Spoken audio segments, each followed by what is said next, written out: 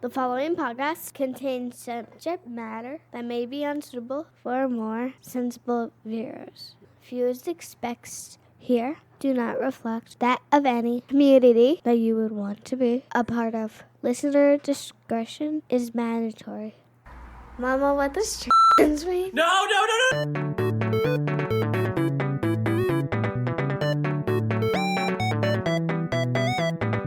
All right. Well, I mean, like, before we even get into it, let's talk about this Jen Smith out in fucking. Yes. Okay. What is this, Ree? Yeah, Ree, explain this to us again. Okay, so this is somebody who apparently lives in, like, Abbotsford, because of course. Yeah, Abbotsford fucking sucks. Doesn't matter where you live. Every city has an Abbotsford. It's, like, the one that is, like, just far out enough, like, that it's no longer technically a suburb, and it's just... nothing good ever comes out of it, and they just keep coming to your city. I say this as somebody who currently lives in essentially you live North in Abbotsford. Abbotsford. Yeah, you're pretty much there. Yeah. I mean, like, Vancouver has, like, 7 Abbotsfords. Yeah, I'm just saying, every city has these like, places didn't that Lauren are just... Southern come from an Abbotsford? What, the Abbotsford of Johannesburg or whatever? No, Lauren Southern came from Langley. Oh, did she? Yeah. Yeah. Holy fuck, seriously? It's basically just Abbotsford. They're all Abbotsford. Anywhere east of, like, the Delta is just Abbotsford. Wait, yeah, because it was Lauren Southern... Because I remember she talked about how she originally lived right on the Delta-Surrey border, and her family had to leave because it was getting too Indian, big quotation marks. She's in danger. Jesus Christ. Yes. Yeah. So the place where we used to record our podcast before Madeline moved away was that we used to go and get just amazing food from amazing people, and couldn't live near there. Yeah, if anybody comes to Surrey Delta, the food is fantastic. Just go down Scott Road and try everything. Describe Scott Road pizza, please. All right, so okay, we're gonna get back to this Jen Smith person in just a second, but I just as someone who has now come to the East Coast, and I've now been able to steadily enjoy the pizza of the Quebecois pizza, yes. It's regular pizza, but the crust has Labatt Blue in it, and so the pizza here is amazing. But Scott Road pizza, for those of you who will never make it there, let me actually, you know what? Let me ASMR this for you, okay? So if you're listening at home, just get nice and quiet, nice and relaxed. I'm gonna describe Scott Road pizza to you. Close your eyes. Turn off the lights.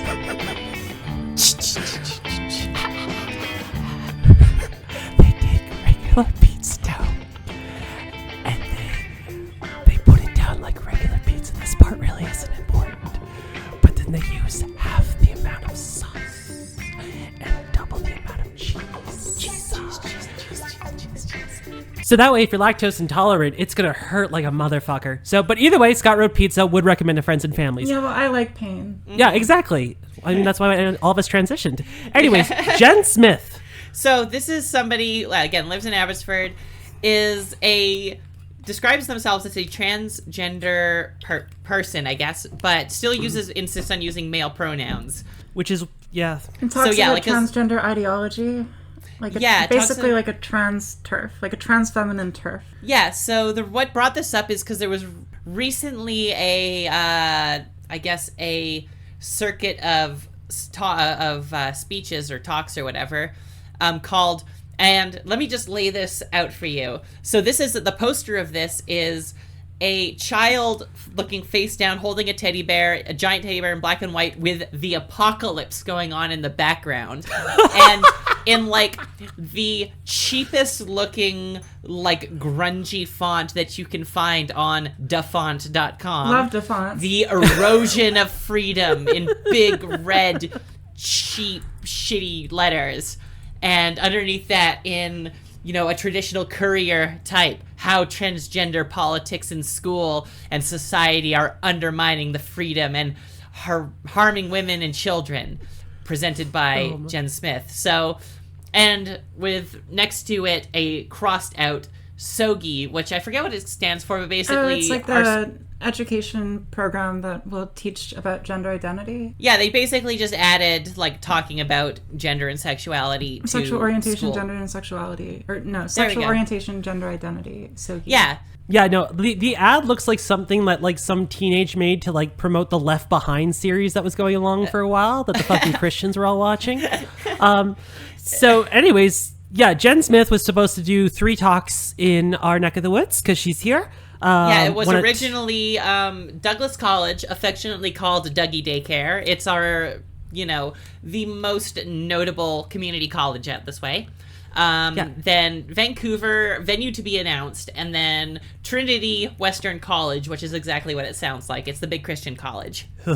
And so in regards to the Douglas College one, I guess that she had booked the place, he booked the place. Yeah, no, well, yeah. I apologize. It's a bit confusing. We'll get there. So, yeah, I apologize for not using this person's requested pronouns. I canceled myself. So basically, he had booked the room without, giving any information. And as soon as the student union or whatever the organization was found out what the actual content of the talk was, canceled it immediately. Yeah, so good for them. Yeah, so canceled it immediately. Let's have a trans speaker. Oh shit. Yeah, friend of the pod and sex worker icon Haley Heartless was making a good stink about it, as she does, and we stand. Yeah, some people just know how to make a stink and get things done, and she does. Shout out to our girl. And yeah, then somehow Vancouver TBA got canceled as well, so who knows how that happened. So the only one that's left is at the conservative Christian university. Which is just to give you people a heads up on Trinity Western as well. They actually, before you can take admission into there, you have to sign a pledge, and this pledge will be enforceable to the point that you will be taken out of your course, that you're not allowed to have sex before marriage and not to have a, quote, homosexual lifestyle, which is great. So kudos to Trinity Western for booking the one, what are we going to call them? Unbalanced. The one bad tran. Turf's not the one. The one. There's only one. He is the one. Everyone else is great. Just the one. There are no other bad trans people. But either way, the turf's gender. Yeah, exactly. And it fucking sucks. A-top. What is Assigned it? turf at birth. MTT, male to turf. Oh my god. Oh god. Oh fuck. Well, anyways, hey everyone, welcome to the show. Well, it's I want to put it out to our audience that audience contest. We're gonna do a listener contest. We are. Our specific minority group is not allowed and should not use the term Uncle Tom. So, since our listeners are very smart, we want you to find out what the correct word to use for trans people who constantly shill for TERFs and transphobes. Yeah. Top response will submissive. Submissive. A bottom. Are you kidding? Excuse me. Blair White has nothing but top energy. So yeah. No, Blair Power White has bottom. brat energy. It's different. I have brat energy. Some people misinterpret that. Is Blair White a kindred spirit? How dare you? Is Blair White Dark Amy? Honestly, I'll take that. It's Nega Amy. Fuck Nega yes. Amy. Excuse me, you can't use One that day word. we have to fight. All right, well, welcome to today's And we'll episode. annihilate antimatter and matter. Everything's going well so Blair White is the Shadow the Hedgehog to your Sonic. Oh my god. Anyways, hi everyone. Welcome to the show. Now that we're done that, most of us are severely intoxicated. I think Ree's about 2 major drinks in. I'm sober. Really? Yeah, well, I drank one shot of cider, but that was all I had in the place, and so... It'll probably be there by the time we're done recording. Yeah, no, it'll take an hour for me to get it. All right, so Ree's, a beer and 2 drinks in. Amy's our designated driver for tonight, which is, I'm so sad for her. And I You haven't am... been tired, so... That's true. So it's like you're drunk. And after a very rambunctious birthday party with a bunch of drunken French Canadians, I'm back on the drinking wagon. So that's good. Proud of you. Thank you. Yeah, I'm just drinking what appears to be Revolution Pink Lemonade, and it's just straight out of the bottle because I've lost all control of life. Anyways, so welcome to the show. It's bourgeois to put your drinks in a cup. Yeah, exactly. It's elitist. So, welcome to the show. Today, we are very happy to record this episode. This episode is going to be a little bit different in terms of formatting, and we'll get to the reason why in a second. But, we decided to watch the 2014 film Boy Meets Girl. And, before we even get into synopsis, before we even get into topics, I think we all just want to say, this is a good fucking movie. It's so good. I liked it. Oh, it's so good. It's cute. It's so good. This is one of those movies because I watched Danish Girl back in early transition and I felt for that movie, and then I watched it later. I'm like, oh, this kind of sucks actually. But this movie has gotten better with time, and we'll get to that in just a moment and why we like it and all that stuff. But yeah, we're not going to do a verdict at the end of this. Watch this goddamn movie. Watch it with your friends. We'll get into why. Just fucking do it. Go find it. Buy it. It's worth it. It's on YouTube. I rented it on YouTube. I paid money for a movie. There you I go. hope that everybody's proud of me. Yeah, no, kudos. Like real human dollars. Wow. And it was worth it. Absolutely. So, yeah, great movie. We'll get into the why now. But before we get into that, let's kind of bring everyone up to speed on what it is exactly, what this movie is. So, Ree, do you want to go with the synopsis on this one? So, this follows our main character, Ricky, who... We stan. We Queen. stan. Oh, she's A so queen. pretty. Who lives in a small town in Kentucky. Just a small town girl. Living in a lonely world. It's so southern. It's like a real southern-ass small town where everyone speaks with the accents. Oh, good accent. Like the good southern accent. Yeah, if you get the director's commentary for this movie, it's actually just banjos. It's incredible. I don't know how. It happens concurrently to... what's the one? What's the one with the dueling banjos and the murder? Wait, what? Starts with a D. The southern movie. Guitar Hero 3. Deliverance. Say this is. Please cut that. Please cut that. That was a failed joke. Absolutely not. No, absolutely not. So, anyways, this follows Ricky and her childhood best friend, Robbie, who that's easy to mix up. So Ricky is trans and has been transitioning basically since being very young, like one of Since those, forever. One of those. always known, one of those. Always known, been doing it forever, dealt with all the shit in high school, but now is living a pretty good life. She's a fashion designer. She's hoping to get into She makes all of her fashion own school. clothes, which is actually who I'm trying to be. Yeah. Yeah. So donate to our Patreon to get me a sewing machine. So you can make your own gaff swimsuit. Yeah. Okay. Yeah. This is important. She has this swimsuit that she wears in one of the scenes, and Francesca, who we'll talk about later, is like, wow, I love your swimsuit. Where'd you get it? And she's like, I made it. And it's a perfect swimsuit, and it has a built-in gaff, presumably, and she made it for herself so she could go swimming. So anyway. Resourceful. So, Ricky and Robbie have this great chemistry as childhood friends, and then Ricky meets this rich girl who was was born in the town, but it was out on boarding school and then was back, and who is... She's a rich girl. Yeah, who's named Francesca. Gone too far, but and who is engaged to this Marine who was shitty to Ricky way back in the day because they went to high school together. G.I. Jackass. Yeah, and they get to know each other, and Ricky and Francesca have some chemistry, and then... And Francesca is interested in women, but... Yeah. And Ricky is a perfect opportunity to stick your toe in the water because she's a woman, but... Oh, well... Okay. We're gonna use toe and water? We're putting the synopsis on hold for 1 second because I forget if I've told the story on the pod before. Tell the story. Yeah. So I forget if we've done this before, but there are, from my experience, something that I found out after I started transitioning, a specific type of women who are very attracted to other women very, very, essentially bi, like very bi-curious, very attracted to other women, and even like potentially you're kind of like, ugh, boys, but are too into dick to make the switch. And this is something I met multiple people of. I had several friends who fell into this.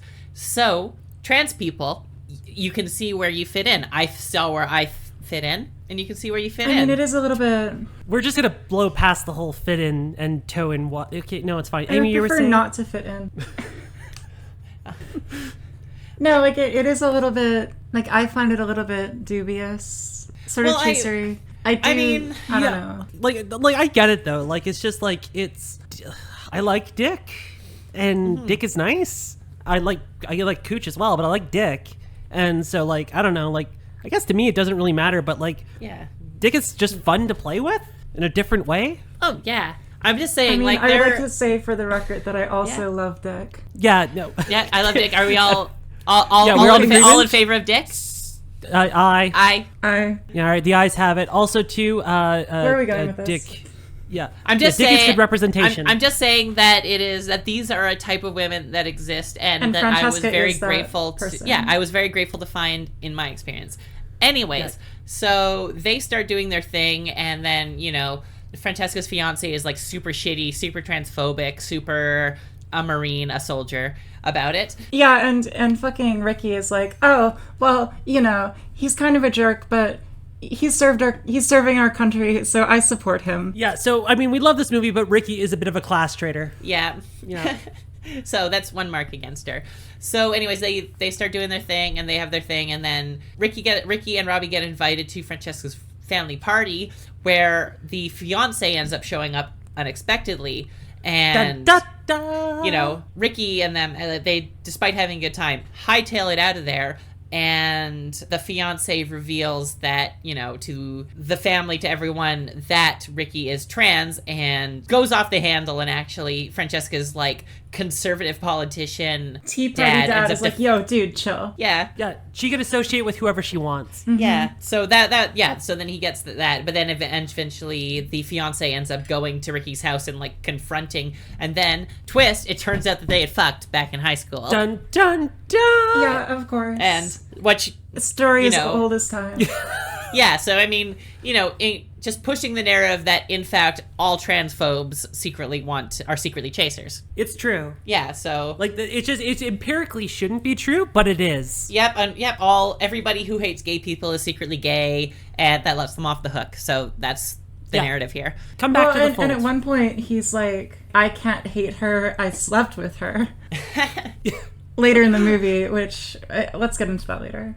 Yeah, anyway, so that's that. But then also, eventually Francesca and the fiance end up like both talking about like how they both did this, but both of them are still in love with each other, and maybe that's not necessarily something that they want forever, and they're gonna both, try to overcome their bullshit. And the idea is that both of them had a lot of expectations put on them, and both of them were acting in the way that they were supposed to act, and then they're going to try to get to know each other as like people who are like both emotionally and sexually liberated, which again, it's like there are some problems with that narrative, but it is like I think ultimately nice. I liked it. Anyways, so and Robbie. So Robbie and Ricky end up having a big fucking blow up fight about the whole thing. Robbie, like, you're not a real anything. You're not a real woman. You're not a real man. You're just like a selfish person, and it's like a real dick. Yeah. Just being shitty, but also like Ricky is not handling her things in the correct way. She was like basically said, oh yeah, I was just using Francesca, I don't care about her at all, even though like that's obviously not what they're feeling sad. That's that's what I got out of it. They had like 2 dates. They didn't even date.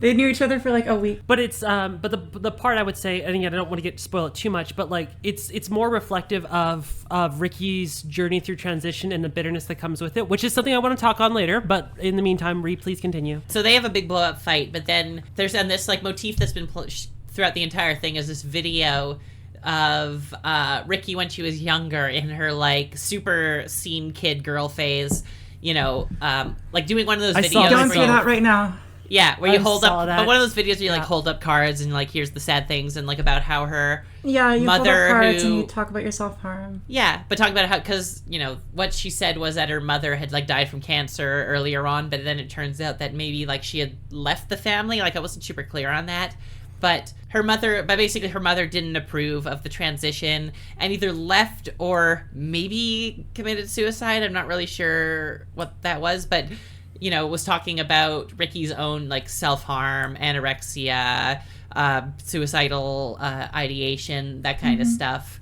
And then, you know, Robbie's like, oh shit, like she just left in a angry, she's gonna hurt herself, and then runs to find her and then ends up finding her at like their own special little swimming hole, and she's fine, but then Robbie confesses that he's like loved her the entire time and that she was jealous and that he was jealous of Francesca, and then they end up like, you know, Ricky's also loved him for the entire time, and then you know it was a happy ending. They got together. And then, and then In the sweetest way. yeah, it was so sweet. That cuddle scene. I know. Oh God! I cried. And, He kissed her nose. He kissed her. He kissed her nose, and she's like, "Are you like freaked out about this and like sleeping with me?" And he's like, "I mean, it's new, but."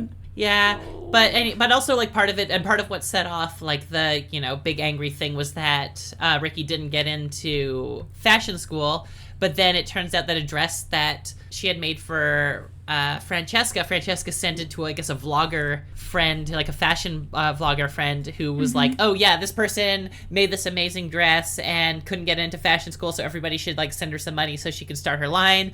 And then she goes home and finds out, like, you know, like the fucking, like, Miracle on 34th Street, like, big bag of letters, like...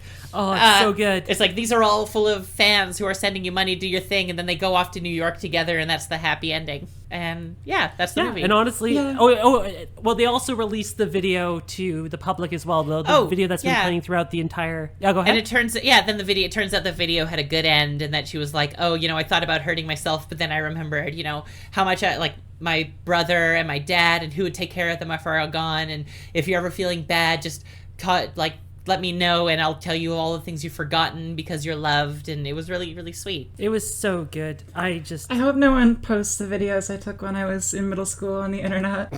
Oh yeah, while you were gone, I found your secret videos, and yeah, they're all out there and they're going viral, and now everybody knows that you're sad. Fuck, I was trying to keep that on the DL.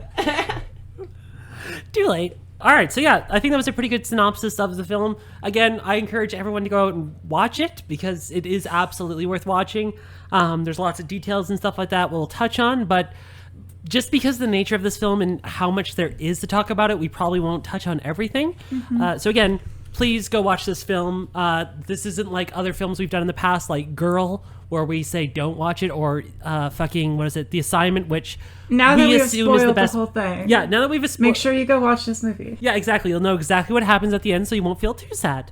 Perfect. So first topic that I think we should get into, and we'll get to gushing, and I can't imagine that we're going to stay on topic, but let's look at Patient Zero here, and Ricky. Ricky was played by a trans actress playing a trans character. Michelle Henley. Yeah, Michelle Henley, who we found on Twitter. And apparently, because I watched like a quick interview with the director, who, again, directed by, as far as I can tell, directed and written by a cis straight man. Yeah, which is odd because it is quite. Yeah, I thought it was quite thoughtful representation. Exactly. And I wonder to what extent she influenced the script at all, or if it was really or how much research he did. Because so what I got from the interview is that, you know, obviously, I guess, especially like even like 2014, which you forget how long ago that was in like transgender representation years.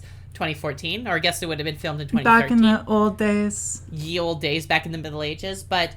Like the fact that like he was like, oh, I want like this type of trans person, and like how hard it was to find somebody like that, and then ended up finding like a couple people, including Michelle, who had a YouTube channel where she talked about fashion, which like fit the character, and like I watched some of her YouTube videos. They're super cute. Aww. They're really just like vlogs. Aww. Like they're she's just vlogging. Love that. Oh, it's so sweet. Even Michelle is sweet. Michelle, if you somehow find this episode, come on the pod. We love you. We're gonna find you. No, we'd love to have you on. Like, no, like her YouTube channel is very much like the character, where it's just like her vlogging, like a little channel, just keep catching up. Yeah. Doing her But outfit again, of the day. the- I mean, she doesn't do that on her actual YouTube, and like, it's cute. But yeah, the She's also director pretty. said that with the trans people that he was able to find, and they did influence and basically say like, hey, like this thing that you have, Ricky saying, like a trans person would never say that. Like originally with the like coming straight out to Francesca about being trans in the coffee shop right at the beginning, basically said like, you know, I wouldn't do that. Like, and let's bump it back. Yeah, well, Yeah. that's something, like, let's talk about that. Like, because she got to know Francesca and, like, made, like, a joke.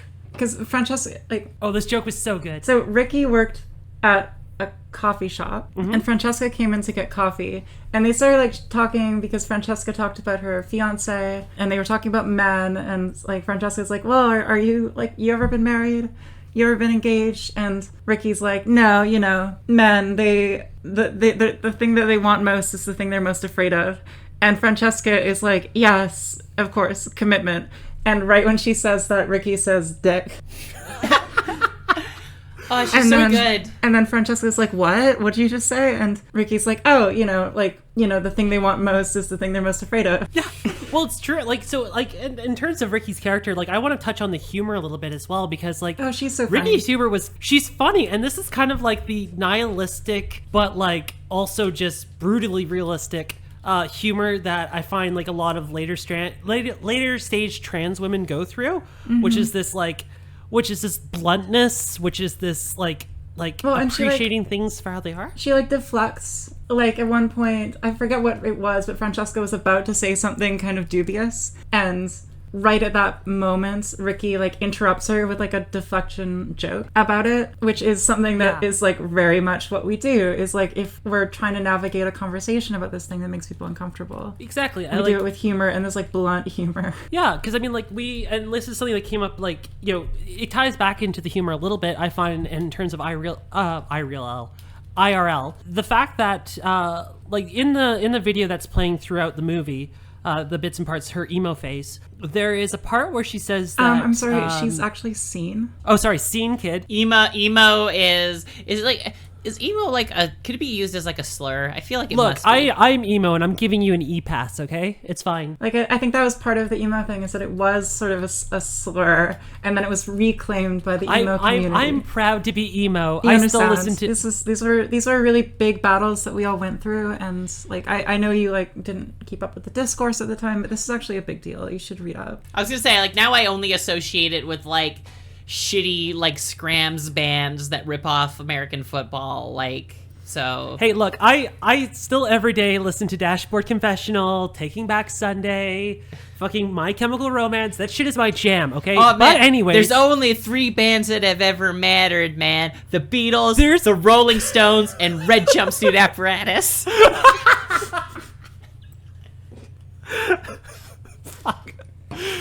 So the humor, though, so in the video where she's talking about her suicide, the suicide's not funny. I really need to clarify that. She kind of brings it and touches on the fact that she smiles despite feeling upset about things, which is something that, like, I found, because I watched this movie when I first started transitioning, and for some reason that part didn't stick out as much for me. But now that I've gone through it, I get it, because for me personally, and for a lot of people I know, it's not that we become jaded in a sense that we're bitter old people, but there is a certain sense of jadedness that we develop in order to deal with the reality. Like, you get used to the same shit over and over. At one point, like, Francesca does the dark compliment that's like, oh, I wouldn't have even known. Oh. Like, there's The forbidden compliment. so much of what... I didn't know you were a real girl. So much of what people say to Ricky in this movie is stuff that's, like, gross or problematic or questionable, and, like, it is stuff that you fight in certain circumstances and you call out, but you can't always do that. Sometimes you just, like, it's just gonna happen, and you build up a way to deal with that by making jokes about it, or just deflecting, or just rolling with it, or ignoring it. And, like, I think they capture that quite well in this movie, is that defense mechanism. Because when you start off transition, like, you know, like you're there's like a nervousness, like every time you get misgendered, you're just like, if you're more shy, you be like, oh, it's okay.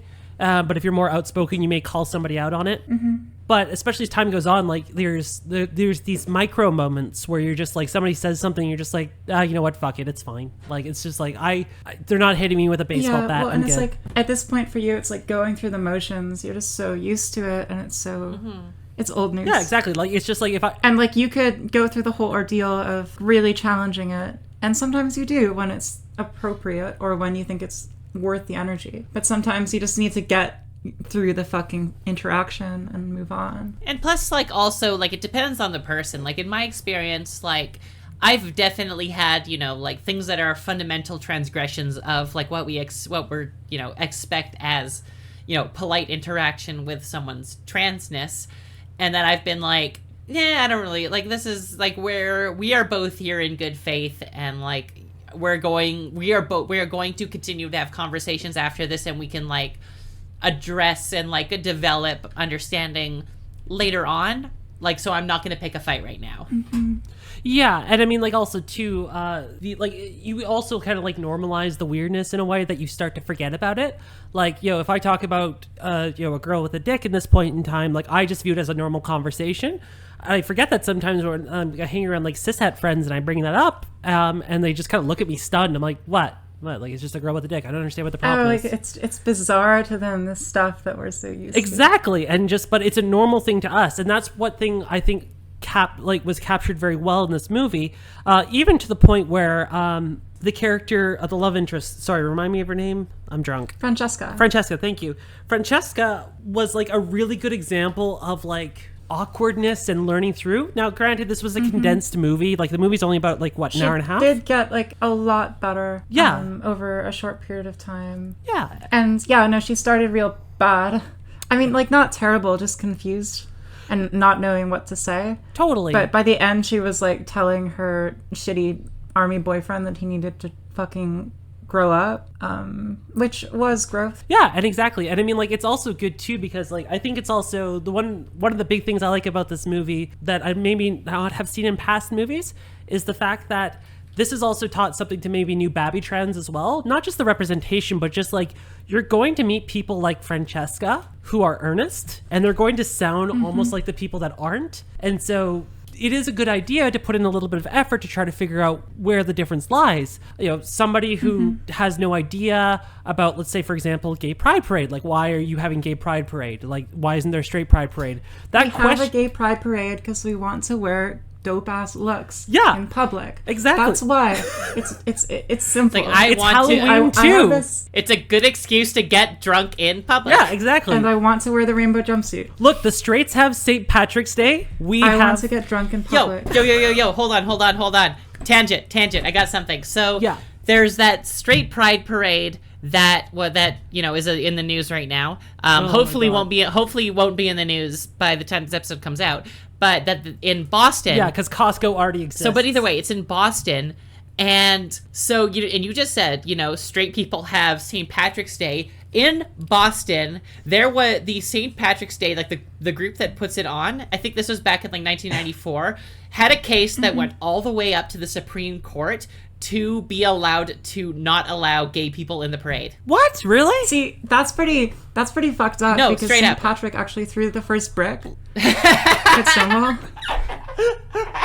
Like, how are you going to even enforce that as well? Like, well, no, because it wasn't. No, it was a. There was like an early gay straight alliance group, or like I forget what it was, but either way, it was an early gay rights group wanted to have a part in the parade. It'd be like, hey, no fucking gay rights now kind of thing.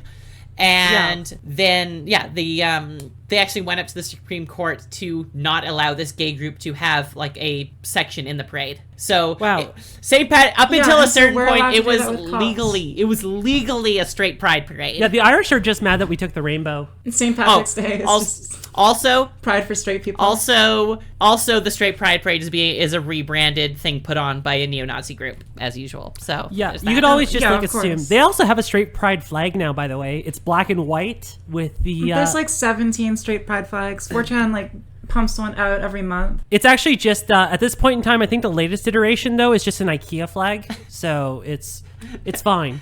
No, IKEA is extremely gay. Anyways, back. I was at IKEA recently, and some of the showrooms have like photos and like profiles of the people who live there, and like they have a couple like lesbian couples that's who cute. live in their showrooms. It's cute. Also, good. have any of you gotten drunk inside an IKEA and just like wandered around? Oh God, yeah. It's No, so you know good. that like you can drink there. Like they sell booze at IKEA. Yeah, they do. That's how you Yeah. get drunk. I've gotten drunk at IKEA multiple you get drunk, times. you eat a bunch of horse-filled meatballs, and then just wander around like. Just whatever you do not, and learn from my experience, do not do shrooms and go into IKEA. Because Oh, Jesus Lord. Yeah, no, because then you start thinking that you are in some alternate reality, and then you start like you sit down to like center yourself, and then you start wondering why people are in your living room and why they have shopping carts in your bedroom. It's not fucking worth No, it. that is a nightmare scenario. Yeah, no, learn from my Don't mistake. do psychedelics at IKEA. Don't even be high at IKEA. Get drunk at IKEA. All right, so going back to Ricky. Oh, another fun fact is that IKEA will waive the cost of your food if you purchase enough stuff. Like, Really? if you spend enough money, yeah, they'll get you free lunch. I don't know whether or not that applies to alcohol, but I hope it does. Oh my god. I don't know if that promotion is still going on. I don't know if they have this in other countries, but IKEA recently got a pretty kick-ass veggie dog that I was like, Really? Oh yeah, they have good. yeah, but it's vegetarian not like options. it's not like a veggie dog, but it's actually like a hot dog shape, but of like a densely packed like thing of different vegetables. So it's actually good. That's awesome. All right, we stand IKEA. Yeah, apparently. we stand IKEA. IKEA's gay representation. This is IKEA, come on This the pod. podcast episode was brought to you by IKEA. And Go Bad to Dragon. ikea.com/Tranifesto to get... It's still more dignity than Casper mattress. So, yeah, Ricky was... Use your Casper mattress on your IKEA bed frame. Go to ikea.com IKEA.com/Casper and use the mattress. promo code. Hey, listeners, do you need to learn how to use the internet to get on Casper? Well, subscribe to Audacity, and with Audacity's free month trial, you can download books. No, wait, no, Audible. That's not Audacity. That's Audible. It's Audible. Oh, it's Auto... Oh, fuck God. me. I'm drunk. This You is need to gonna go- listen to more podcasts. Yeah, apparently. I need to listen to other things other than just one Chapo episode over and over again. Ricky, coming back to the episode... I feel so bad. One of my favorite history podcasts, Ties of History, just keeps having to do like fucking male like impotence, and erectile dysfunction, and like premature balding things. Can we make it a pact to try to Oh, find like the God. most inappropriate sponsors for this show? Hey, you know what helps? Okay. All right. So this episode is brought to you by estrogen. Yeah. If you have estrogen and spironolactone. Yeah. So if you're having trouble with male pattern baldness, you should consider hormone replacement therapy. Have you tried becoming a girl? Estrogen, ruin your life today. Have you tried getting cucked? Fuck. So could we please finally get back to fucking Ricky and not goddamn IKEA vegetarian hot dogs? I love the fact that she's a fashion designer. Okay, like yes. My ex-boyfriend There wanted we me go. to be a fashion designer. Thank and Christ. I love that. I like the representation of a girl who wants to be a fashion designer, but like doesn't get the momentum and just wants to Yeah. make dresses. Also, and too, gafts. in comparison to Girl, even though Girl's like a terrible movie in all regards, but the one thing that was cool in this was that the family was awesome.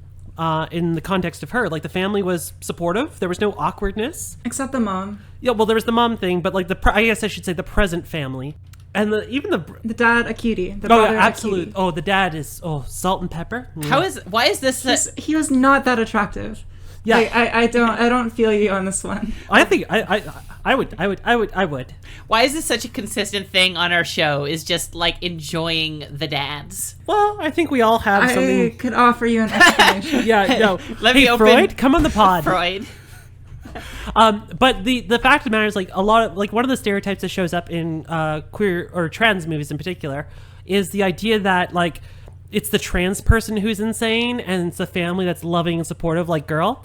But it didn't happen in this movie, and there was actually a really interesting moment between the younger brother and Ricky where he asked her, "Hey, is it okay? Am I normal if I play with, like, what was it? I play with dolls as well as I play with this stuff?" No. Oh, go ahead. It was like, he was like asking if it was normal that he was like into boy shit. Oh, that's right. Yeah. So yeah, Because he liked to play with like the toy marines and stuff. And he was like, well, like you are a boy and like you then you play with like dolls and stuff. And so I'm wondering, like, is it okay that I don't want to? yeah, And she's like, you're perfect just the way you are, little sweet boy. yeah. Play And with your play with your army shit. Just like don't be a cop. Yeah. She didn't say that part. But we're gonna put that in. We'll make an extended cut and we'll just mouth it in. The other part that I really liked with Ricky was with Ricky and Robbie or Riley. Sorry, or is it Ricky and Robbie? God damn it, Robbie Riley. There's too many R's. Ricky and Robbie. Yeah. So when Ricky and Robbie are in the car, and this is an interesting point for me. Maybe it's different for you too, but for me because I transitioned entirely with mostly like cishet people. So I had to like figure. I don't know why. I just didn't like. Ree was kind of like the first like queer person I hung out with. And I'm like, oh, this is cool. Like capital Q queer, because even like the trans people you hung out with before then were pretty normy. Yeah, exactly. But like, there's this moment. Well, I mean, Ricky is kind of a normie. Well, that's exactly it. And so this is why I love is the moment in the car that they're discussing what is straight sex and what isn't. And those conversations. Oh God, yes. Because I remember too, like when I was first transitioning, and I'm just like, because before I even looked up anything, I was just like, because I read some stuff online and didn't really give me a definite answer. I'm like, so am I straight if I have sex with I don't know. And so like I had conversations with like cis people about like, what do you think this is? And it was like a democracy trying to figure out what the fuck it actually was. Yeah, and so like it's the age-old question: are traps gay? And they go deep into it in this movie. Oh fuck. Well, yeah, because it's the idea. Yeah, it's like what is like is it like because even the straight guy is asking like it's like would it be gay like if I what am I thinking? The original question was because like Francesca and Ricky hooked up. Yeah, and then she's like, oh, does Francesca this make me was gay? like, am I gay now? And then like Ricky was talking to Robbie about it, and Robbie was like, no, well that's straight because there's like a penis. And Ricky's like, well, I mean, but I'm like a woman and I've got like tits and stuff, and like there was an interesting discussion. Robbie's like, well, no, and then they like get into the weird nitty gritty of it. Yeah, like is it gay if you take a finger up your butt? And like he's like, and Ricky like interrogates Robbie about the fact that he's had a finger up his butt. Yeah, 2 fingers actually. Yeah. Well, one of the things a lot like a penis. One of the things I liked about she holds up her 2 fingers and it was just the funniest thing. But the thing I like is that. For me personally, without seeing, like, I don't really care about the gender of the person that I date or am with, it was nice to kind of see this conversation about, like, it was the start of a conversation realizing that gender is mostly bullshit. And obviously that wasn't the focus of this film, but it kind of touched on it a little bit. Like, you're attracted to who you're attracted to. And it shouldn't really matter about the gender. But even in terms of attraction, another part with Ricky's character and Francesca's character that we would be amiss not to bring up because it was one of the both cutest and hottest things I've seen in a long time, which was that mostly sex makeout scene, which was incredibly good. Well shot. Again, for a cishet director, that was incredibly well done. I thought it was very cute. Mm-hmm. I thought it was very tasteful. They did that well. Yeah, and it's like, honestly, it reminds me a lot. This might be telling. This reminds me like a lot of amateur trans porn that you will see online. It's usually just 2 trans girls on a couch talking about how much they love each other and are very sweet and kind and caring. Then they fuck each other up the ass, but then they go back to cuddling and being sweet and caring and kinding. And it's so nice. Why are we watching movies? That sounds like good representation. Yeah, we're going to do porn reviews soon, and I'm here for it. But I jerk off to it, so you don't have to. Yeah, amateur. There was another sex scene. Do you want to talk about the other sex scene? Oh yes, the other sex scene. Wait, well, yeah. So like when when Robbie realizes that he's in love with Ricky and goes and chases her down to make sure she's not killing herself by jumping off the waterfall, he finds her skinny dipping, which like running away to skinny dip when you're sad is pretty good. That's pretty trans sad girl. And he's like. He winds up saying that like he thinks she's beautiful, and then she like steps out of the water fully naked, like full frontal nudity. Yeah, and like Love saunters up to the him. Obligatory trans full frontal nudity scene. The dick shot. Yeah, saunters up to him, and then and then she's like, "Do you still think I'm beautiful?" And he's like, "Yes." And then they like fuck or like make out on the beach. In the dark. Yeah. Pretty good. Yeah. Well, I mean, like, and so this is an interesting part, and I'm glad you brought this up because... But yes, we should talk about the nudity. Yeah. Was that necessary? So when this movie came out first, I remember reading an article about it that kind of lampooned the whole full frontal nudity, saying that it was like a cliche. Gratuitous. Yeah, and gratuitous. So the first time I watched it, I just had that in my head. But it's been some time, and I've watched it again, and I... Personally, and I'm sure there's lots of people that disagree, I thought it was good, tasteful, and well placed within the film. The times that the genitals are alluded to in the film is it's like a Chekhov's gun. Yeah. Oh, totally. But Chekhov's gun is a girl dick. Chekhov's dick. Chekhov's girl dick. But it's good that like all the talks of genitalia, even the big reveal about the genitalia in there, is all done in a way that's not just to like, it's not for like morbid curiosity. Yeah. It's like people actually, it's like people actually it's her discussing coping with how other people relate to her body. Exactly. And that moment when she comes out of the water too, like for me that was good because it was a very good reliance of symbolism in terms of her kind of like, you know, if you think of it this way, it's kind of heavy-handed, but like bearing all the penis represents her emotional liberation. Yes. And so she kind of shows them all, and it's just basically like, you know, you've known me since like this point in time. Do you still love me? And he says yes, and they kiss and they make out, and then they go home and have what I assume is probably the best sex they will ever have. But and like I relate to that scene, like the being fully naked and fully visible when your body is marked in this way that is obvious and like that is shocking to a lot of people. Yeah. And to then sort of face that full on, like it did resonate emotionally, and I don't think it was like hypersexualized. Like I don't think that it was like I don't think the point was like this weird erotic fixation. I think it was like an emotional crescendo where she was facing this, and he had to face it, and they faced it together, and it was fine. Well, it had to be because Robbie's arc was his like relationship with his own sexuality, I guess, in a sense, like and coming to terms with the fact that he's in love with a trans girl, and just male insecurity in general. Yeah, because multiple times he's like, oh, even though you are a woman, you are having like if you have sex with another person with a dick, it's gay sex or whatever, or like it's him overcoming the like transphobia that he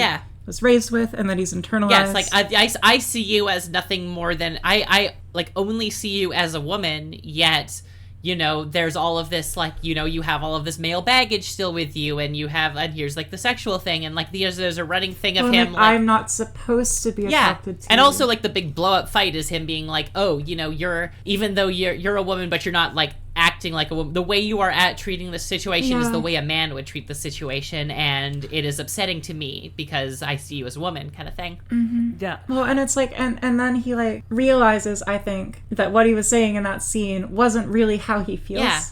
It was this baggage that he was carrying of this transphobia that was getting in the way of his feelings. You know what? And actually, when he confronted the fact that he sees this person as a person and he loves this person, he was able to just like realize that all of that was bullshit and it was mean and toxic, and he could get rid of it and show up for someone he cares about. And so like I think there was value to it. Yeah, and I think like and I just realized now with talking about it, like it's a good way to view this film as like literally everybody in this movie is coming to terms with Ricky's transness, even Ricky herself, because she struggles with understanding even sexuality. Like she doesn't know what to do. Well, she had sex once, and it's with a guy who immediately turned into like the most hateful transphobe in the entire town. Totally. And I think with the just kind of like my final thoughts on the full frontal scene, I think why I liked that scene and I don't view it as a problem is because like her whole body was the part on display. It wasn't fixated on the dick, which tends to come up with morbid curiosity. So like the dick was there, but it was like it was just there. It was everything. And it didn't have to be, it wasn't any longer than it needed to be. And I know this is like being hypercritical of one part, but it is because it's a high risk maneuver. Because like, is it possible to pull off? I think they pulled it off. Yeah, I think they did a fantastic job. Like if you're going to do something like that, there's like 99 ways to fail and maybe like 1 or 2 to do it right. And I think they honestly found the 1 or 2 ways to do it. I understand the counter argument. I understand why some people would think it's gratuitous or in bad taste or unnecessary. I think it serves an emotional function. Totally. I don't know. No, I think it does. And I think it does a good job to exemplify just like... what I felt in that scene was that anxiety that she had. Oh, yeah. Of showing her body to this person. Totally. Who she loves and who she's scared won't accept her fully. Yeah, because... And then facing that. On the flip of that, though, like, it also didn't have to be a full frontal shot. Like, that shot could have been like entirely from behind. Like they didn't have to do it that way. If That's true. They could have done the thing they did in Ace Ventura. Yeah, I think they could have, like, they didn't have to, but, like, I am glad they did because I thought it was more impactful. Like, I think if they just showed it from behind, like, I think, like, the important thing in this is that we saw her faced with it, so that helps humanize it and didn't make, like, if I saw it from behind, I think it would have been more awkward. And for me, when it showed her face and the whole body and stuff like that, it didn't fixate on the dick, it fixated on her as a whole. And it came also symbolically after, like, her deepest, darkest secret had been revealed and, like, all to bear. So, like, you're right. They could have gotten away with, like, a rear admiral shot, but they went full frontal, and I think honestly that was the better choice to make in this situation. oh, that's fair. Moving on, though, I'd like to kind of go over we talked about a lot of the positive relationships, and we kind of alluded to the negative stuff. I would like to take a moment to focus on the negative relationships as well, because even though they're bad, they're good representation in the fact that they're fairly accurate. And I would like to start off by talking about G.I. Jackass. Fucking army boy. ASAB, all soldiers are bastards. Exactly, we do not stand. So, and the biggest problem with Ricky is that she supports the troops. Yeah, that's our only That's how you complaint know with this she's movie. a normie trans girl and not Yeah. a Twitter trans girl. Because she supports the troops and she has a YouTube channel instead of a podcast. We still love you. Please come on the show. But, like, so yeah, G.I. Jackass, who I refuse to say his actual name, basically, like, there's a lot of negative parts of this character, and it's very well represented that, like, right off the gate, even before we got to the transphobia, that he's not exactly a great person. With the line where he's talking about, like, Afghanistan, and they're talking about marriage, and he basically says something like, you know, marriage is the only thing these, like, savages or something have over here that's civilized. It's like the only thing that they're civilized about is Yeah. that they save themselves from marriage, like you, my virgin princess, or something. Oh, God. Like, Which, you know, like both of them have been fucking before. So Yeah, exactly. oh yeah, they've all been fucking. So, yeah, as typical. That's also good representation. yeah. Yeah, exactly. Everyone fucking everybody.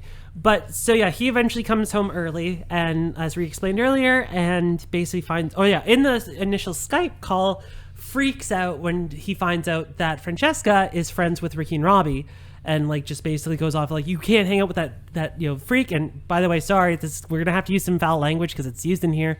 Fag. That tranny. Yeah, tranny, basically, like, words like that, to describe her. And Francesca basically just, like, doesn't understand what's happening. And even though he does come around in the end, but, like, let's talk about, like, sort of. yeah, sort of. He I starts. guess he comes around in the end. He's like, because what he's navigating, I think the movie is trying to say, is he had sex with Ricky, and he is deeply, deeply, deeply, deeply, deeply ashamed of it. Yeah, And so he's, like, manifested that shame into bigotry.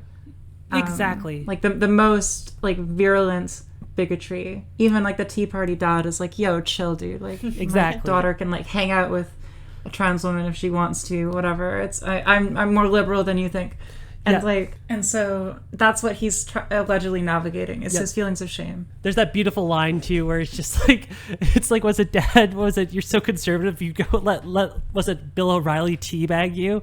Yeah. And he goes, well, I don't know what teabagging is, but if it's, having a good drink with him, then Bill O'Reilly can Mr. O'Reilly. Mr. O'Reilly can teabag me anytime. But His wife's like, just don't say that. That word doesn't mean what you think it means. yeah. So actually, I'd like to point out something to you two, because you two have an experience that I do not have, which is dating men as trans women. With the I feel so special. Actually, to be fair, like both of mine were eggs and have since that's true. hatched. So all right, well, okay, please so we're gonna don't focus please don't misgender my exes, no matter how shitty Yeah. they might be. fair The enough. resident straighty. It's me. So it's you. So I'm not straight. in terms of, but I because have I've dated seen this with men. some. I would if I could, but there's like where, who, where. So there's just something that comes up every once in a while, and I think it was talked about on the Bailey J show at some point in time, which is the idea of the weird, I say weird world, but like almost the shame dynamic that exists within cis hetero men who date trans women, and like this insecurity that comes with it. And I say insecurity because from my understanding, like obviously it comes across a lot in transphobia and whatnot, but it's also them being mad at themselves because they can't wrestle away from their own toxic masculinity. And Amy, I wanted to get your thoughts on that. Well, I'd like to start by saying that I think the thing that men struggle with me is that I am taller than them, I have a bigger dick than them, and I'm out of their league.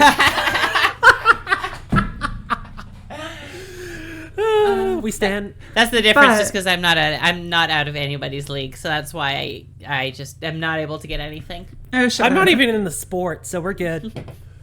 I'm just playing tennis. Anything with So balls. no, there is. I mean, there's different types of this, right? So there's the men who are like chasers, who have like a fetish. Usually, they're actually like the worst people, have terrible politics, don't respect trans women, don't have like progressive notions about sexuality or anything, and really toxic human beings to be with. But I don't think that's who we're talking about here. I think that some men struggle with the social aspect of it, where they're like afraid that other people will judge them, like other men will see this and judge them for it. I mean, we see that in this movie where Robbie is like in that car with all of his bros back in the day, Yeah. waiting to pick up Ricky, and they're like ragging on him for wanting to hang out with a trans woman. Yeah. Or, yeah, they kept And calling- it affects their status in their minds to be seen with someone who is so marked, and who might affect like other men's opinion of their masculinity. And there's also like a third type that's genuinely trying and doesn't really worry about the social stuff, but is just like still stuck with these internalized beliefs just because that's society. I mean, I have internalized transphobia. Yeah. I think And I've done a lot more thinking about this than most dudes. And so they are like fighting this thing where on the one hand they might love someone, or they might really want to be with someone, or they might not even be ashamed to be with this person, but like still in the back of their mind there's a little transphobe yelling at them. And so this manifests in being weird or shitty or evasive, acting like Robbie does at parts in this movie, etc. And I think that's a good point, because it's just like there's, and I think that was a pretty good breakdown of That's the my general- expertise. Yeah, about no, men. it's perfect. It's better than what we got. But yeah, like I think it's just like dating a trans woman makes you less of a man somehow. I mean, there's a lot of things, unfortunately, that quote unquote Well, make it's, you it's less of a partly man. like homophobia. Like it Well, it's all homophobia.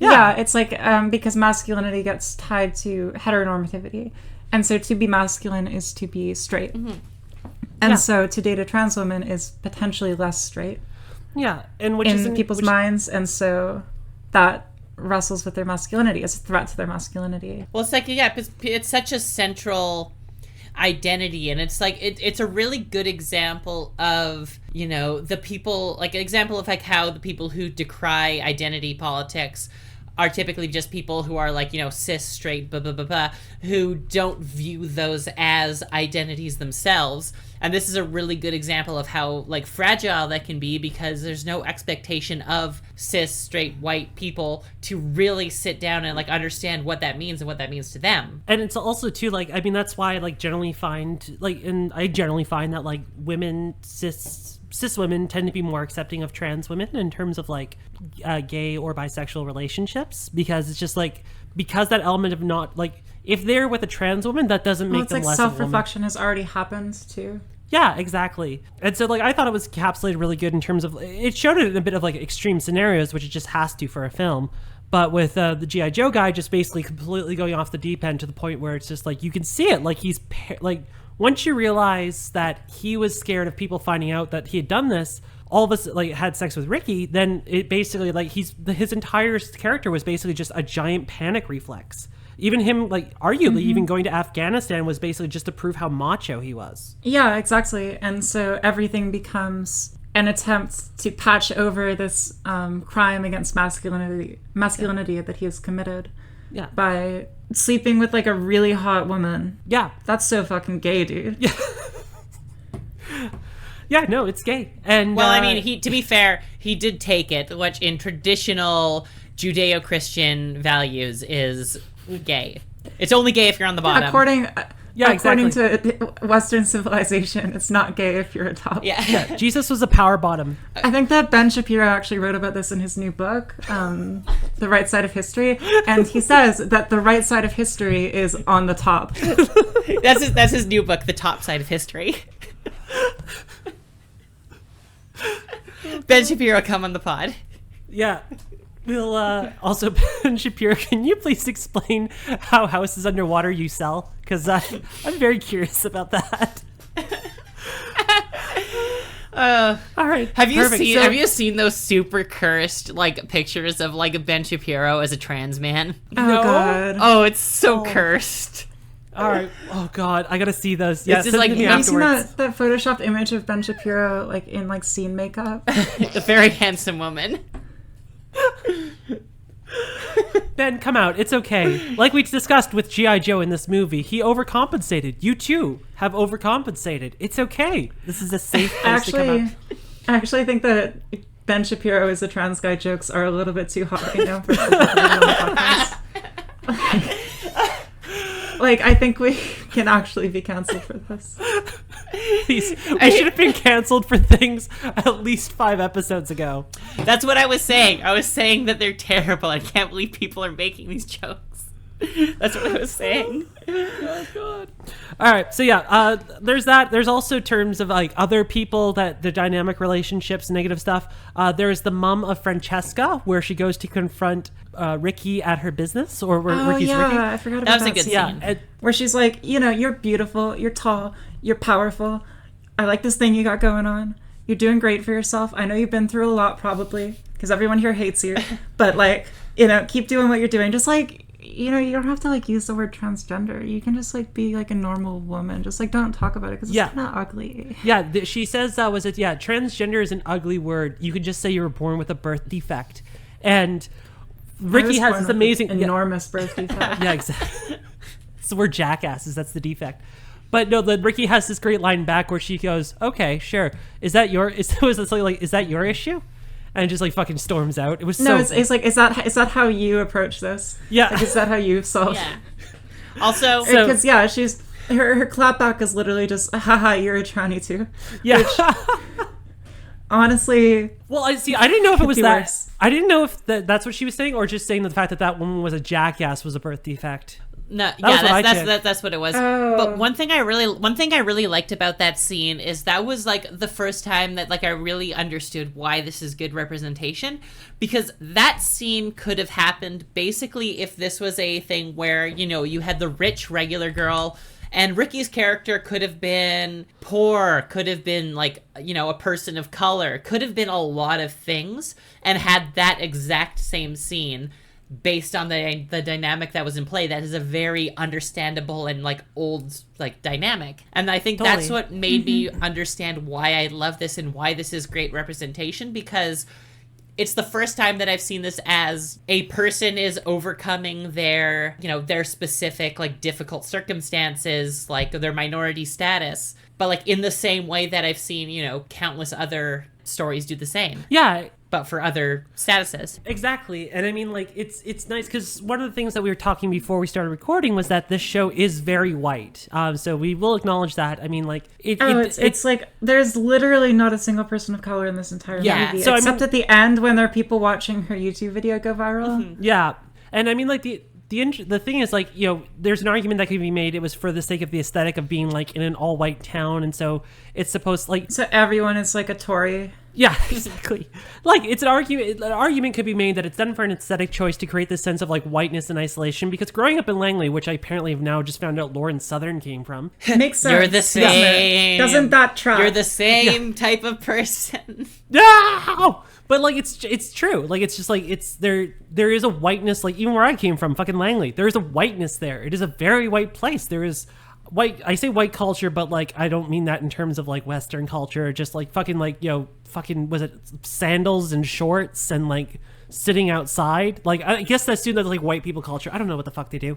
But that I don't was, think that's white people culture. I have no idea. I think that's pretty universal. No, I think that it's white people culture. It's I don't know like- how it's possible, but every single dad, white dad, has a pair of sandals that they have worn for at least 12 or 15 years that are being held together by duct tape. Okay, I don't know how it's possible. And It's cargo just shorts. Cargo shorts. And cargo shorts. Yes. yeah. But I think that kind of led to the sense, like the all white town, very like traditional in the past. So I kind of could see a reason for that, but the family, even the family with the even Francesca's family, where it's like old money as well. So like the idea of it's just like it's a southern place in time that hasn't gotten caught up with the rest of the world. This is a good opportunity to talk about like transness in a small town. Yeah. Because that is very much the aesthetic of this movie. And like there's this fantastic line where they're like Francesca and Ricky are like dress shopping, and Francesca's like, God, I already have all these dresses. There's like no dresses in this city or this town. And like this is the biggest problem of being in a small town. And Ricky's like, it does not even make my top 10. And then she says, I was born in the wrong body and in the wrong town. Yeah. Which is such a good line. And it's like, It is. when you live in a small town like this, you're trapped because you know everybody, and you've known everybody since high school. Yeah. Since middle school. And then it's And like all your fucking high school bullies are now like the boyfriends of your friend, and it's a mess. Yeah, And and- like transitioning in that environment and being the outcast in that environment is just like a special sort of hell. It's difficult because like in order for like a lot of people to transition, you do have to shed away some parts of the past, a good portion of it in some cases. Even moving out from like, because I had lived in BC and Scotland for a short period of time, but mostly BC. Even coming over here to the East Coast, I feel a lot better because no one has known me pre this. Like this is me, and I get to know everybody as this. And so it's wonderful. Yeah, like that's something. Yeah, it's beautiful. Like that's why I understand the impulse to go stealth, because like when someone didn't know you before, they treat you different. Oh, exactly. Like you don't get misgendered by like not like the chance of you getting misgendered or having your gender identity interrogated like drops 90%, even with people who aren't like super woke. If they did not know you before. Yeah, and like they have if they knew you before, they have a harder time genuinely seeing you as your gender. Yeah. And that manifests in all kinds of ways, and it's toxic. And I understand the impulse, like the old school way of transition of just like move to a new city, change your name, Yeah. like delete your Facebook. Yeah. Or you don't even have a Facebook. The old school way like, of deleting your Facebook. Yeah. Well, yeah, and like just starting brand new. Well, it's like I get it. It's worth it because like even like I didn't even realize how much I was doing it until I was out here, because I thought I'm like I'm with some like BC's like Vancouver's pretty liberal, like it's pretty. It's as woke as any like major metropolis city is gonna get. And then I moved out here and I'm like in fucking boonies Quebec, and there's no problem. It's wonderful. And like there is I could tell the way that some of my peers interacted with me even at work was based on the idea that they knew me before and saw me switch into this. Whereas and here, so they can't help but stumble. yeah, exactly. And here it's no problem. Like there has never been a misgendering here. There's never been anybody being weird. And it's not like I'm even trying to go fully stealth. I'm just trying, like I will talk to people about this in whatever time is proper, but like everybody I've met, even people I've met continually, like Steph's family, none of them have asked anything, and they've been nothing but wonderful. So everybody's using the correct gendered conjugation at you. Yeah, I was very specific about that. This is great. By the way, French is bullshit because now like everything has a gender and it fucking sucks. Yeah. You can be misgendered at like in every single sentence. Elle n'est pas un homme, elle est une femme. Yeah. God, your French is just delicious. Should do an entire podcast in French. Yeah, that's what we have to do. It's like we have to start committing to Canadian laws and doing half of the podcasting, half the podcast in French. Oh God, yeah, you're right. Feel? Like our broadcasting laws here, we're probably like Yeah. We'll just yell tabernacle for violating about the rules. 15 minutes. I think that'll cover it. Yeah, we have to start leaning into the being. RCMP are gonna. Maybe we track can get us a down. grant. Maybe we can start getting some money for CanCon. It's like let's do that. Get the Canadian government as a patron. But yes, before we kind of wrap up here, I just want to finish up Amy's point, which is, yeah, if you're in a small town, especially one that's stuck in like the past, much like this town is, very white, very old-fashioned to some regard, very Republican, when you're surrounded by people that are cishet and you don't have a community that you can really reach out to, this is 2014, so I would say that like trans representation online isn't as prevalent as it is today. So like a lot of us went to like fucking Susan's Place or 4chan boards to try to find somebody. Yeah, I know. Vietnam flashbacks. I Poison forgot about degeneration. Susan's Place. Oh God. Yeah, sorry. But whatever. Okay, go on, Han. Yeah, exactly. Isn't it I fun? have- Sorry, ton. it might. It's one of those ones where I've never heard it said out loud. So in Yeah, my head, it's it was hun. always. Well, it's short for honey. I know. Yeah, I it's know. like It is the worst. Oh, hun. But You when look you're in great. that My favorite scenario- Chinese restaurant was called Hans, so that's the way I pronounced it in my head. Yes, It's where all the trans women hang out. yeah, but yeah, the small town and being in that issue and trying to get out, because she was trying to go to New York City for fashion, but like I would argue that there's also a point of just like, because you can Get make the fuck fashion. out of this town. Yeah, exactly, and like all the people that there and all the memories. Like she seemed to be like, even from a young age, there's some flashback scenes which I thought were really fucking funny. It may not be everyone's humor, but like the fucking scene when there's like, they're all out fucking, like there's like a young version of her, and they're all out trick-or-treating, and she's dressed up as a princess, and this streaker comes over and like he's like, hey kids, and he just like whips open his jacket. No, it says trick and, or like, all- treat. Yeah, he flashes her. Oh, trick-or-treat, and and then then she stares him down and lifts up her own dress and says trick. Oh, so good. and then she just goes, help, officer, and then the police officer comes and fucking just goes after him. Which, like, Yeah, to get a a problematic fave. Yeah, it's a problematic fail. If anybody said that was inappropriate or too much, I would fine, but I still loved it. But like it is hard to do that in a situation, and that's why like online support communities or even what people argue as safe spaces are important, because like otherwise you do run the risk of becoming more jaded. You do run the risk of making the wrong decisions. Like again, there was a part where Ricky and Robbie were talking about like, what's a vagina like? Like, what do you do with a penis and a vagina? And so like, you know, like my friends that I know that are all trans are just like, I don't know, man, just like slap a dick. I don't know. Like it's just like everyone just kind of okay with it. I want to tell Ricky that she doesn't have to do PIV if she doesn't want. Yeah, exactly. It's fine. There's lots of different ways. You don't have to top, babe. Yeah, it's okay. There's good mouthfeel. Honestly, she might just love topping. I hope It's she true. does. I hope she does.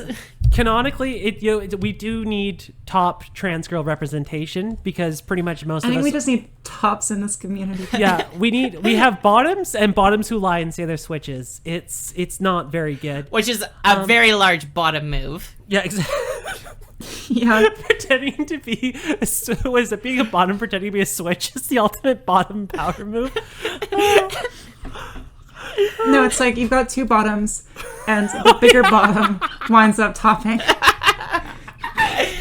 Because they're more deferential. Yeah, and it's always so awkward. You're like, yeah, I'm gonna fuck you. Yeah, so. Trans You people. like that? Trans people, fix your shit. Yeah, or just record more of that cuddling porn on Pornhub, because I honestly fucking love that shit. So I think that's pretty much everything. Again, there's lots to discuss on this fucking movie. This one might be worth coming back for like a part 2 eventually. Yeah, we might do this again. And actually, we might do this again on another topic that I would like to bring out as the outro. We have a Patreon now. After people Patreon. actually messaging us and telling us to You get can on give that us shit. Money. Yes, which is me great. money. Your money helps Money, us. please. Yeah. I'll send you a personalized voice note. Yeah, exactly. We'll every Patreon we will get Amy to send you a personalized. No, please delete that. I'm not doing that. She will come to your house and personally thank you. I'll ASMR in your ear. Oh, perfect. Excellent. Can that be a reward tier, please? Yeah, exactly. If you donate $10,000 to the show, entire Amy ASMR. yeah, we will get someone to show up. But so yeah, we have basically 2 tiers. One of them's $2, which allows you to a private area of our Discord server. We also have a Discord server. We'll get to that in a second. Oh God. Yeah, we'll get to it. Don't worry. But we have a private section on our Discord we'll be setting up that allows you to actually be part of our conversations regarding what movies we do next, or if we're making new merch or decisions for the show, you can actually be a part of that. And then also for $5 a month, you get access to that, plus the additional bonus shows that we will be releasing. So very well, we might be doing one on this again where we get further into it. And you'll be getting that ahead of everyone else by at least a few weeks. So Also, these reward tiers may or may not change. yeah, we're feeling out. In the next Please- while, it's all brand new. We don't please know. bear with us. We have no idea what anything. we're doing. We honestly didn't think anybody other than like a couple drunk friends would listen to this show, and it's blown up a lot more than we were anticipating. We are now over 2,000 downloads of episodes on like 12 episodes. So that's insane. thank you all again for supporting us in that regard. And as a thank you to this, we have finally gone against our better judgment and made a Discord server, which we... Yes, we have. So Oh, if you sure have. If you want some discourse about Khrushchevian revisionism, or... Yeah, we have lots of different groups. There are people from all walks of life on this Discord server. And they're all tankies. But we love them, so it's okay. We love our good love it. tanky kids. And The also, Juche idea is alive and well in our Discord server. LOT, love our tankies. exactly. And also to so yeah, if it's on our Twitter page, which is at Tranifesto Pod. So feel free to go over there, join us, and enjoy the madness, which is our server. Our server is a lot like our podcast.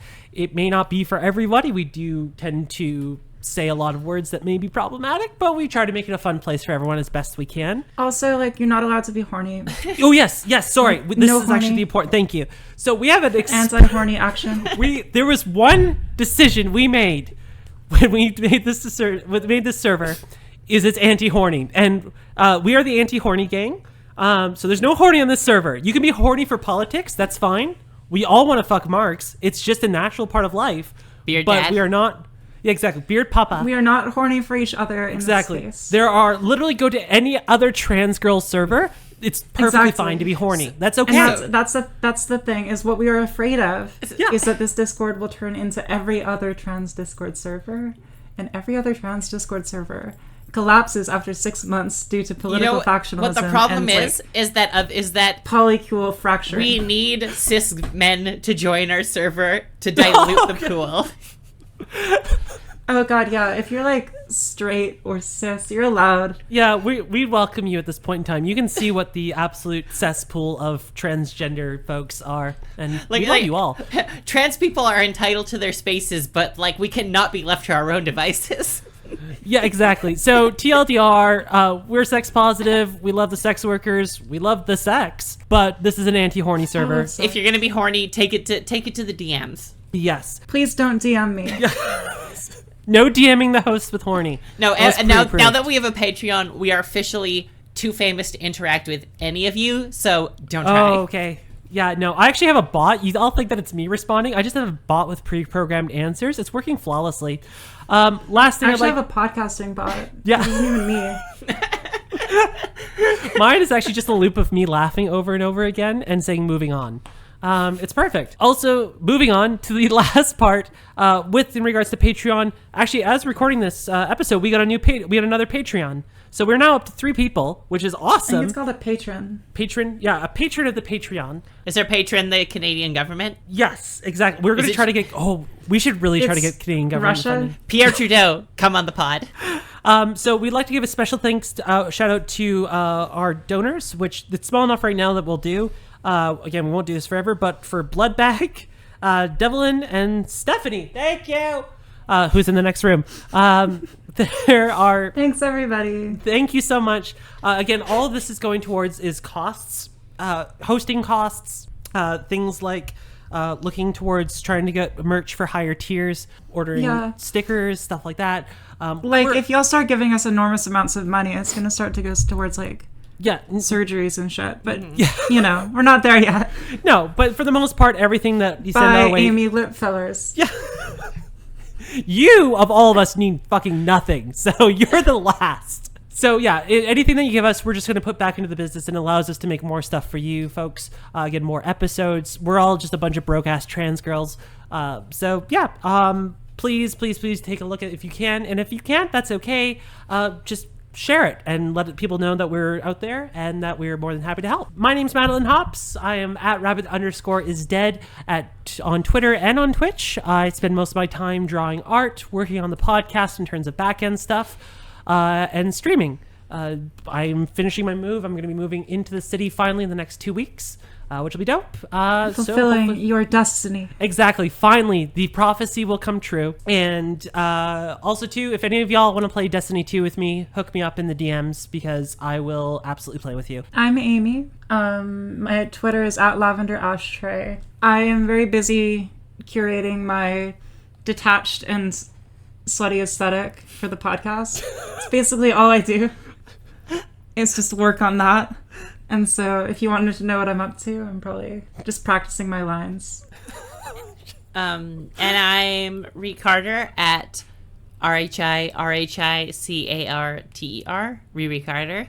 I make video games over at Dead Genre Studios, so just look that up, Dead Genre on Twitter.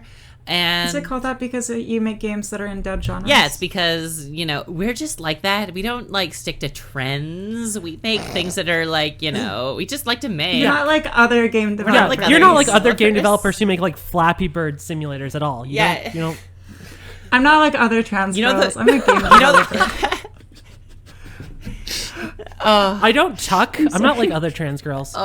Yeah, and yeah. No, but also, actually play Reese game. Yeah, so I make video games, and also just on the Patreon stuff, and I guess in general, we're probably going to have some merch coming out pretty soon. Yes. We're working on that, and if you're a patron, I will happily bounce designs ideas off of you. So if you want to be a patron... Oh, God, yeah. Please. If Yeah. you're a patron, just you can send ideas to us. You can suggest things. You can Yeah. approve our ideas. Disapprove. Our regular Discord has a suggestion box, but if you're a patron, you get access to the better suggestion box. Yeah, you can literally yell at us. It's great. Yeah. The suggestion box that You we actually get look my at. phone number. And we're trying to... and you can just call me in the middle of the night. That's on the list. But yeah, also we're gonna try to get some more guests on here. So if you happen to know any famous people, throw our pod at them until they want to come on our show, because that's just how desperate we are. Yeah. Caitlyn Jenner, come on the pod. Yeah, exactly. Explain yourself. Oh, also too, I forgot to mention, I actually did some recordings, voiceover work for another podcast who is, I'm going to say, our BFF, October Pod. Our sister pod. Absolutely, our sister pod. Yeah, our sister pod. October Pod is now our sister pod. So if you folks are listening to this, because they listen to every episode, God bless them. They actually messaged me. We love you. They actually messaged me like, so what does this mean? And I love them for doing it. But I did some recording work for them. So in an upcoming episode, you should hear my voice narrating some of their short stories. They do wonderful work in horror fiction. It's all pretty good. They're very trying to be accommodating to everybody while still maintaining their brand. You get a shout out on the show because I love you guys so much and you've done so much for us in the past. Yeah, so I think that's pretty much about it. Thank you all again for joining us. Again, please watch this movie. It's wonderful. Buy it if you can, or do what Amy did and buy it off YouTube, because it's worth watching. And this is probably a movie you can sit down with your dumbass cis friends and be like, hey, here's something that we can all enjoy, and maybe they can find themselves in one of the characters. But yeah, outside of that, we will see you all in 2 weeks. I love you all, and I hope you have a good day or night, whatever the fuck kind of time it is. All right? Okay, bye! Bye! Bye-bye.